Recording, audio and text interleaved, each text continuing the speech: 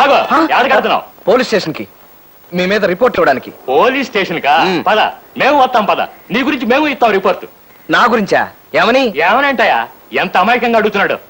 కట్టాలో పడి ఇల్లు గడవక తప్పనిసరి నా కూతుర్ని ఇంటికి పనికి పంపిస్తే దాన్ని మాయమాటలతో లొంగ తీసుకుని దానికి నెల తప్పేటట్టు చేస్తావా? అయ్యో, నేను తప్పేటట్టుగా చేశానా?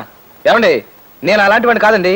సాధ్యమైనంత వరకు తోటి స్టూడెంట్స్ కి సహాయపడి వాళ్ళందరూ పాస్ అయ్యేటట్టు చేశాను కానీ ఎవరిని తప్పేటట్టు చేయలేదండి. నోరు మూయవయ్యా. నా కూతురు తల్లి కాబోతుంది. దానికి ఇప్పుడు 3వ నెల. అలాగా? ఈ విషయం నరసింహ నాతో చెప్పలేదే. ఏమండి? ఆ విషయం మాకు ఇప్పుడే తెలిసింది.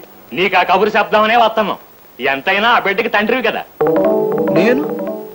ఇదేమిటండి, నేను నరసింహ గారిని? చచ్చా, ఏమండి, ఇది అన్యాయం అండి. నేనే పాపం ఎరగను. చేసిందంతా చేసి ఇప్పుడు ఏం ఎరగనంటే నా గతి ఏంటి? చెప్పండి బాబు, మీరే న్యాయం చెప్పండి. నా బిడ్డ నేను ఇంటికి పని మనిషిగా పంపిస్తే దాన్ని లోపరుచుకొని దానికి గర్భం చేశాడు. ఏంటయ్యా ఇది అంటే నాకేం తెలియదు అంటున్నాడు. చెప్పండి బాబు, మీరే న్యాయం చెప్పండి. సార్, ఇది అబద్ధం, పచ్చి అబద్ధం.